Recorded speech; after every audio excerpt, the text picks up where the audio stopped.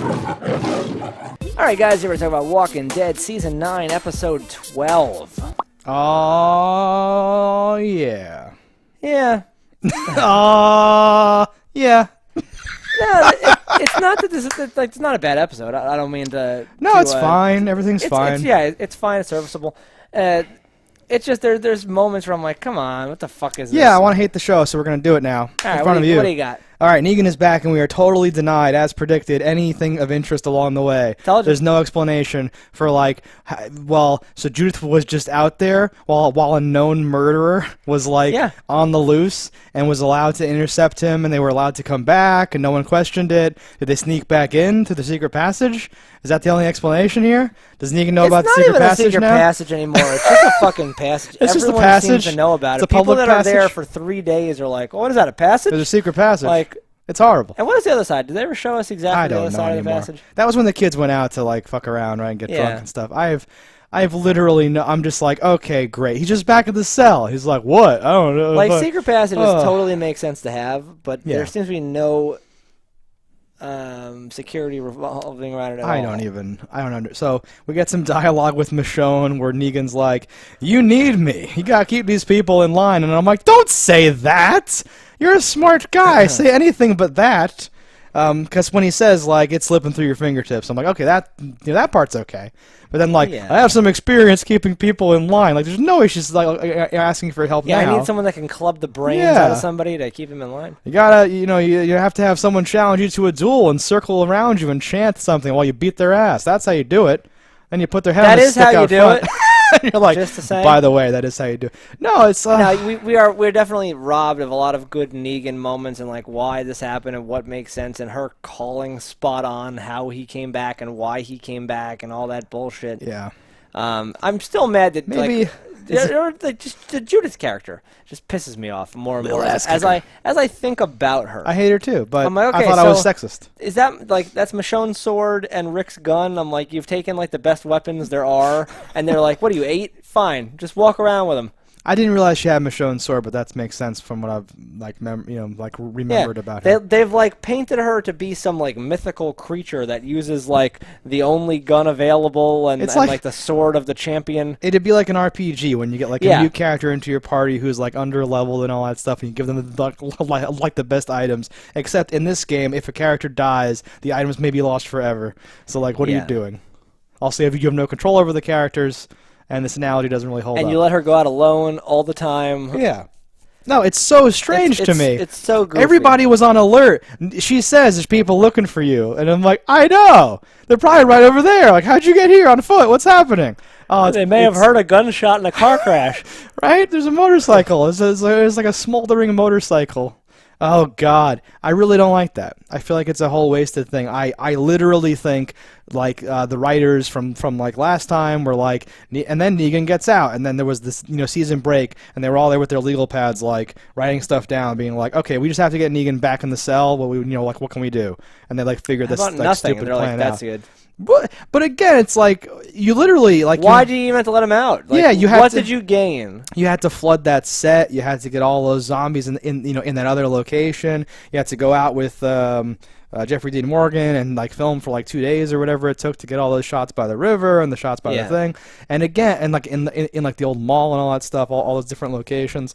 And I didn't hate that stuff, but I think I would have liked it to mean something or be better or different or whatever. No, I wanted, like anyone else wanted, he's out there now, he's free. One day, somewhere down the line, maybe 3, 4 episodes from now, we have somebody in trouble, and all of a sudden, out of the darkness comes someone with a bat, saving the day. Oh my, it's Negan. That's what we wanted. I love your idea about him being pursued by the pack of dogs, and then like once we finally see him, he's just got like the like alpha of the pack like tamed or whatever, and then someone's like, "Who are you? Like, why are you doing this?" And he's like, "'Cause that's what I do. I save people." And all that stuff. Like, oh shit! Oh no! No, that would be fantastic. Just like air horns going off and all that stuff. I would right? I would like anything good to have happened, and it overmodulated. It did not happen. But like, and that's like a fan service fantasy maybe. But like, Is it though? No, it's great. I feel like they should just. But like, I want to. Part of me, I'm like a big softie. I want to give them the benefit of the doubt and say they have a plan in mind, or like, well, they had to show like poetically that like everything out there that Negan would have returned to is gone,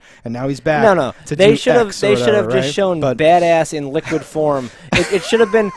It should have been Negan. Negan is walking in the woods. Negan is doing his Negan thing. Negan gets come across by some zombies. Negan clubs them to fucking death. Some of them pull out knives. He goes, "Ha, fancy trick you got here. You're dressing up like the dead." And clubs 2 more to death, and then they pull him in, and he sees how. Then that's how we see. Place is going to hell. That's how we see the inner camp of these like fake walkers, and then you have a thing where Negan sees somebody challenge, and they lose, and then Negan's like, I see how it is. And now 2 more episodes pass, and they're like, you've outlived your usefulness, and they're going to kill him. He goes, I challenge. And the first thing he does is stab that big fucking guy. Oh. And then he's like, so we going to do this or what?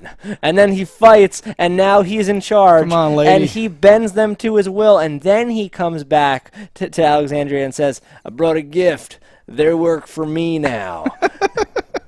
I like that too. That's what it should have been. It's okay. They're all I think almost any idea that we would come up with is going to be better I than thought of that over the course of 5 seconds. Yeah. If you would have given me a team and some money, I could have made something great. Sure.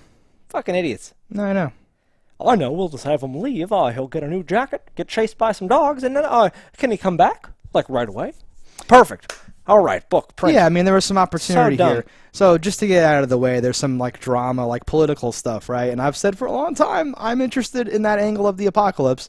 So I like this idea of they have a council, but like Michonne can veto it, and it's a little like ripped from the headlines, where like, well, and any timely, right? In a post 9/11 world, it's like, well, everything is a security problem, and QU saying everything is a security problem, right? It is. So, like, she's not wrong exactly, in most of what she does, and it's not enough to be able to tell people, okay, if this is what you want to do, you go ahead, because the things you do affect me. Yeah, because like, then nothing is like people follow you back. That's to my house. People kill you or hold you hostage. That's my house. If like the doctor and like the cook and like the blacksmith and the like apprentice arrow maker and all those people go to the fair and die, your whole community could be screwed over, right? So like she has a point, but that's what's so interesting. I want to explore that stuff more because that mirrors like the modern political process and just how humans interact anyway. I like that stuff. We get like a little tiny bit of it here and it sucks. Whatever. No, it's not. Just assume after everything I say, I mean to say, and it sucks. It's fine. Whatever. I'm trying to think now of the things that were good or impressive in the episode, and so you started off a like good segue before, because a lot of this episode takes place. Henry has followed Lydia and the Whisperers, the skin jobs to their camp and all that stuff. Jockeys. And I was I was like, they have a camp? What? Yeah. It's so whatever. No, they have a camp that is just ever encircled by zombies to, be a moat of living dead.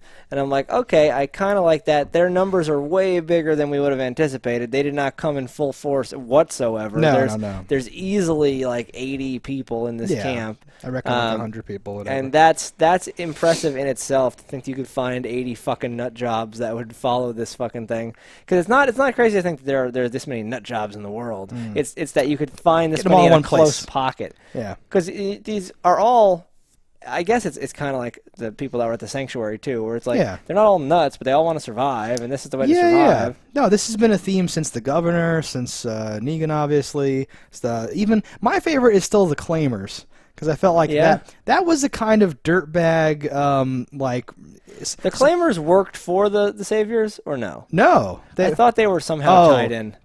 I thought that was before them or something, but real quick, the Claimers just were these dirtbag, vaguely... We kill it, we keep it. Yeah, vaguely outdoorsy assholes whose entire system was based on calling dibs. But I feel like there's something so realistic and childish, I will go out on a limb here and say masculine about that approach. And it was not sustainable, it did not work, and they ended up failing or whatever. Well, sans a rocket, I think it would have worked. Well, no, the rocket killed the Saviors, I think. Did it? I'm mixing them together. I think you're mixing them together. Oh, they got their necks bit out? Was that Yeah. They had him cornered, and like they had a pedophile on their like team who was going to go after Carl, and Rick just did his thing, so whatever. They were like a small part of the whole thing, but what I want the show to be is to show me all the different possibilities, right? So we have a lot of like dictatorships. Even like the joke was like, this is the Ricktatorship or whatever. It's not a democracy. I'm keeping you all alive, all that stuff, right?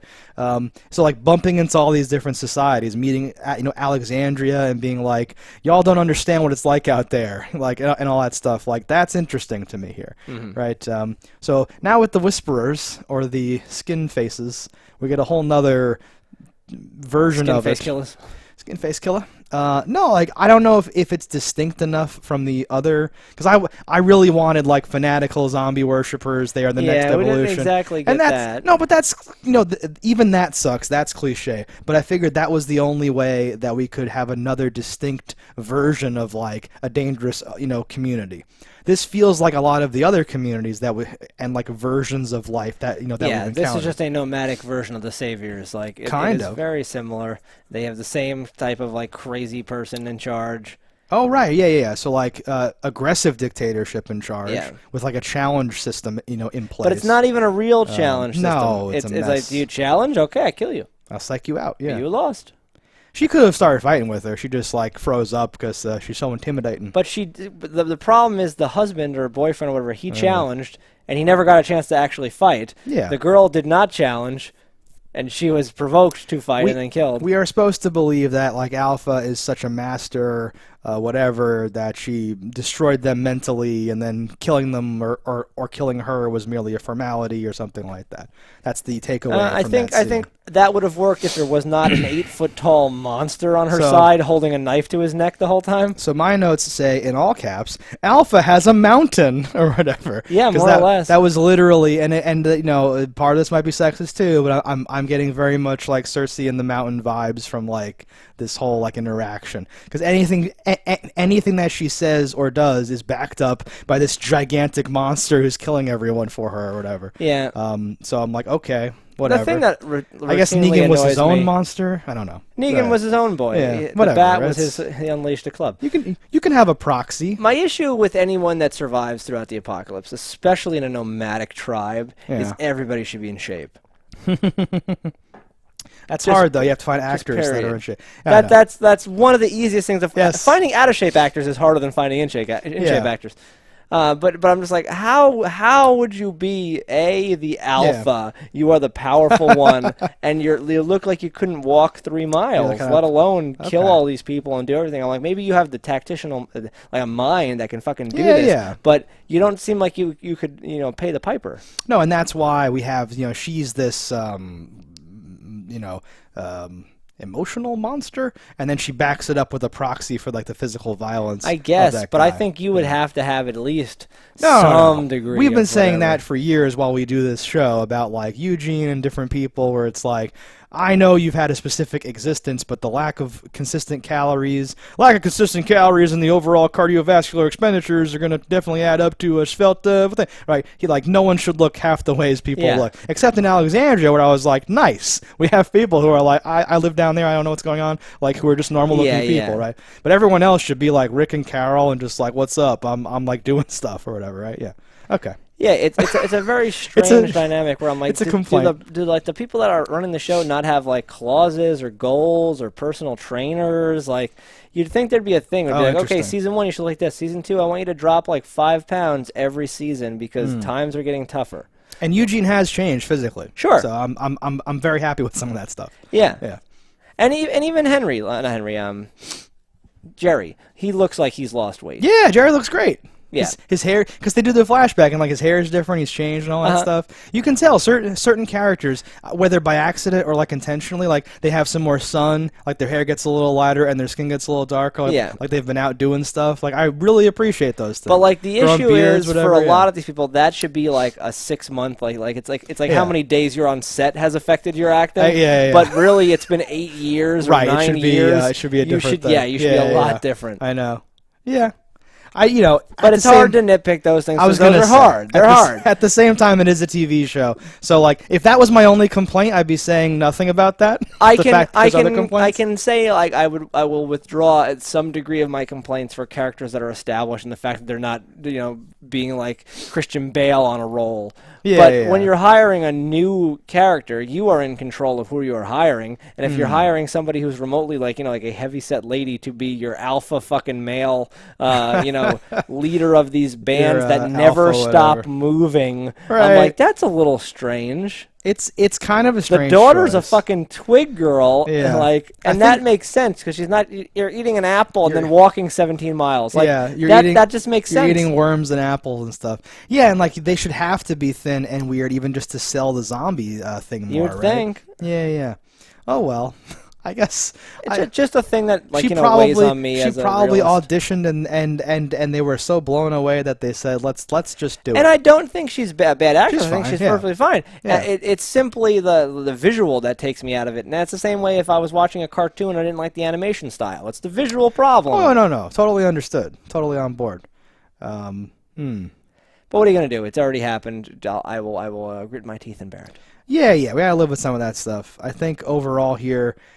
So like, I'll just say how it ends, and if we missed anything, we'll fill it in. Because you'll go, wait a minute, what about this? Daryl shows up wearing a skin at night. So this too, you mentioned. So I didn't pick up on this actually. That their camp has a moat of zombies around it. Yeah. That's intentional or whatever. Yeah. Because the zombies attack them at the end, and they just get up and go like, well, those people. That was Daryl.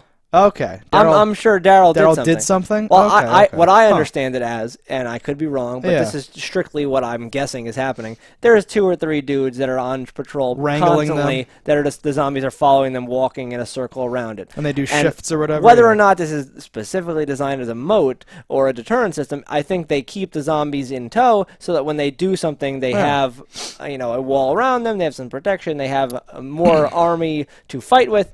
But I'm picturing that Daryl and Deaf Girl, I don't know what her name was. I don't know her name either, I'm sorry. Silently, because they used the crossbow and the slingshot, killed the 3 dudes that were in charge, or whoever was wrangling this, and then just walked them right in. Interesting. So are we talking about the zombies that were out in the field all the way out there? Or did they The ones that ate the dead body, the ones that are like 25 feet away.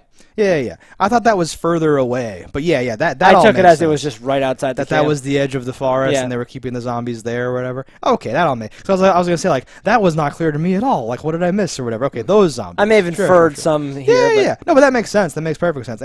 And they show Daryl out there watching that happen and go, okay, we got a plan. And all that stuff. So that's fine. Because Daryl saw the one interact with. It actually may have only been one guy that wrangles them. Because he saw them like, leave them here. So whether he saw them talk or not, he saw that irregular movement pattern. And he was like, okay, we kill that one. Right. One broke off and probably had to loop around to keep them there. And then Daryl's like, hey, what's up? I love the dog grabbing the bolt. And breaking it. But then screwing it up. Yeah, it's awesome. It's good times. No, because it kind of like that's an awesome, again, like video gamey thing where he has a dog, it helps him find stuff, helps him track, like retrieves bolts, but then he's like, come on, like what is this? Like it's nice little flavor. I dig it. No, I have a lot of questions. I'm very interested to see more in this world and understand a little bit more about how this even works and this roaming band and I maintain how many there are after this attack. Yeah. So when you said I think it's people pretending to be zombies, and I said that doesn't make any sense. Like I still maintain that that's true, and I don't know if I'm clinging. It's true. I don't know if I'm clinging to it because that was my initial reaction, even though no matter what. Do you believe it now though? That's what no, but that's what I'm saying. Like nothing that I've been waiting to see things that make me go, oh, like when they were showing them perched by like the river, I was like, maybe there's a cave somewhere and like they're hiding. Like does this make sense at all? And then they just have, and like they're like skinning animals, and there's little like not like tents or something, but it's just like a shittier version of like when Rick and them would have a camp or when the Savers would have a camp. It's a very mobile camp that is not too awesome, but it is again, it's a lot of people. It's an impressive amount of people. Because originally I was like, oh, you can't beat these people. Like, Yeah. there's too many of them. They have guns. They have this. They have in general, having walls alone would make a actual fight much more difficult. Right. But they're guerrilla tactics. They have zombie hordes. They do this and that. And there's a large number. We don't really understand because it's never shown how many people are in Alexandria, the hilltop, and it varies based on the budget. And potentially, if we get this parade or whatever they call it, the fair. The fair. We should. We will see crash of the fair. A decent group of all three of them together, so we can be like, okay, there's 200 people. But I imagine once that zombie horde walks through, you're going to cut that number in half. Sure.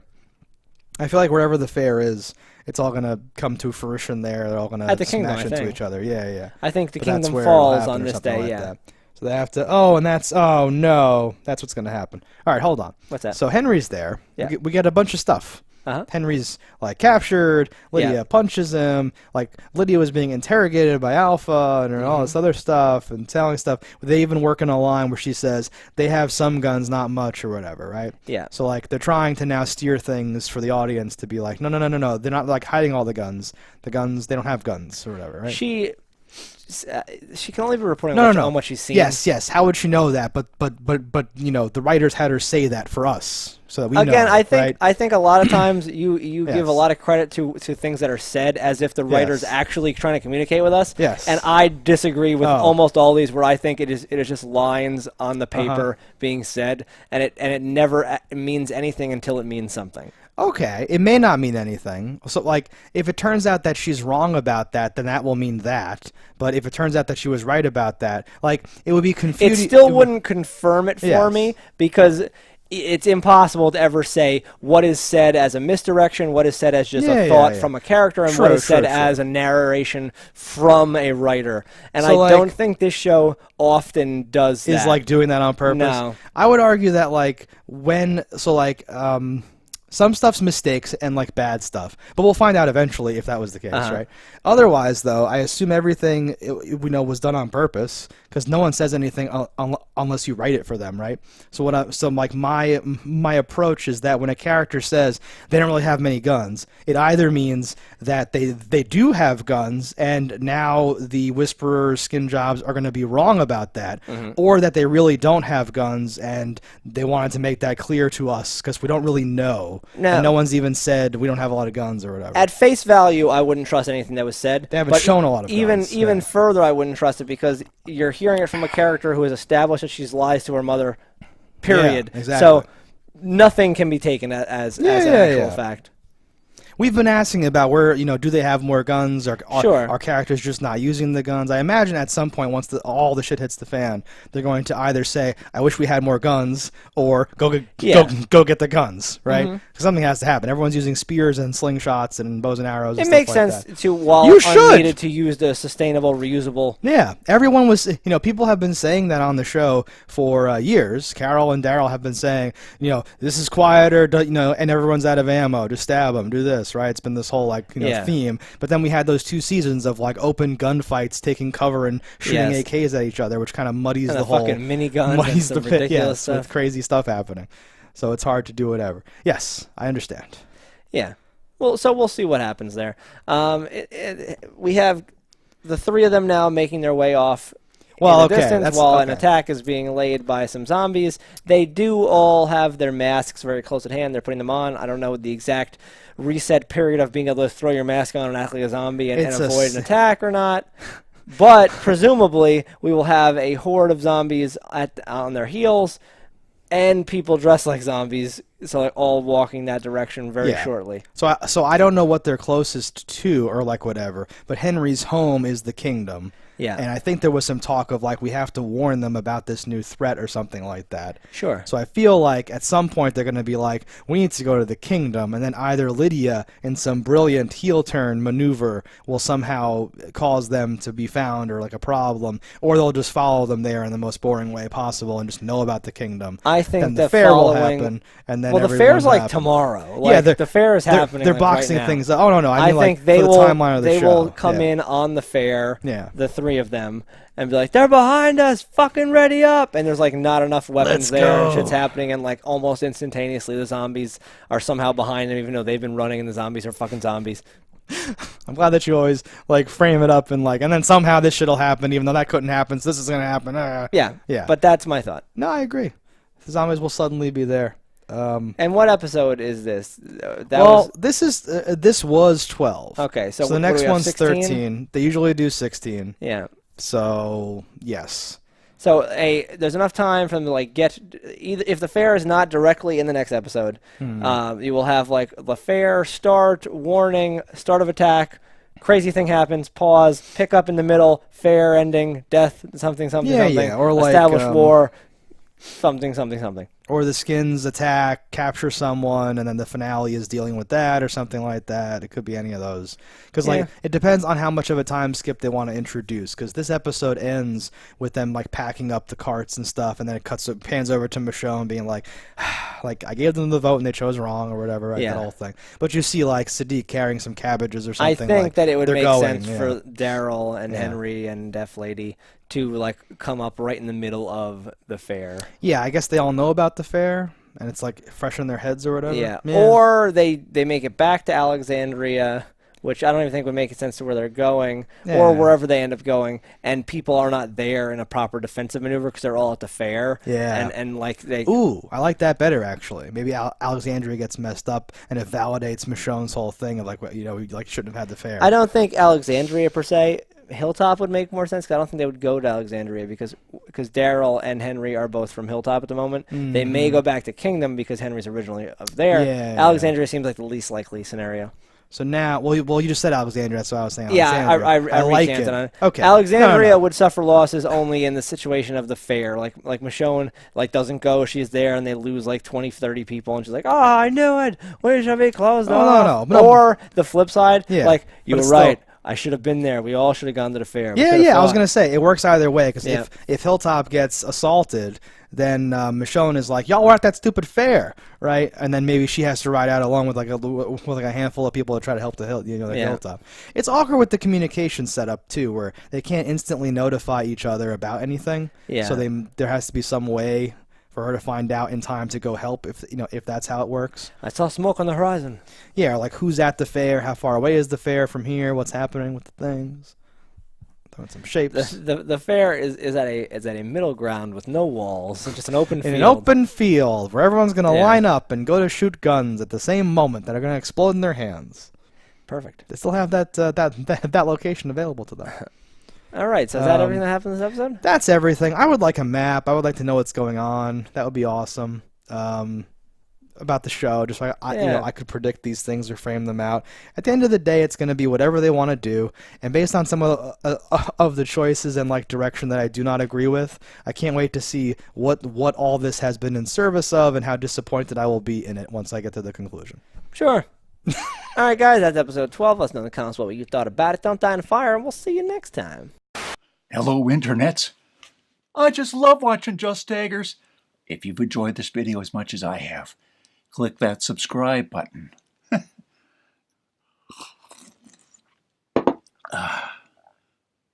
Peace out, homies.